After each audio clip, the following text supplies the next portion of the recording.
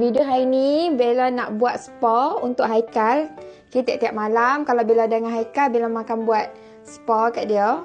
Masa ni dah boleh main pala hang. Bella akan pakai Angry Koala punya hair growth combo. Pakai dapat hair tonic dengan dia punya hair oil. Bella akan pakai scalp brush ni juga. Yang ni Bella memang beli khas untuk urut pala Haikal. Ni tengok ni. Boleh urut-urut macam tu kan? Sengaja tu, sengaja. Ada.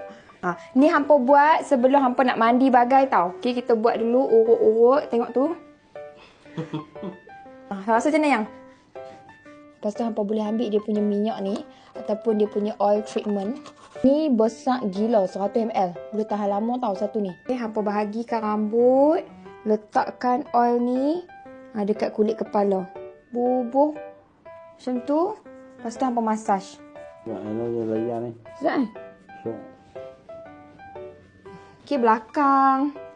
Jangan dilupakan. Oh, bulu. Massage macam tu. Dah.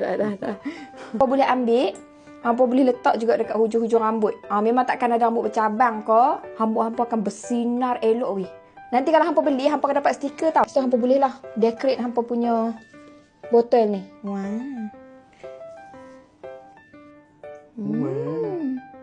Sedap kan?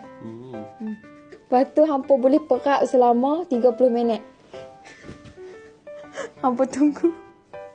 Hampa tunggu bagi dia macam serat elok apa semua. Kita tunggu 30 minit. Cak. Aika dah mandi dah guys. Okay. Dia kan lepas hampa basuh tu hampa boleh rasa dah. Rambut hampa makan lembut gila. Lepas tu dia macam dah shining dah. Tengok tu. Ni baru lepas mandi tau. Dah shining dah.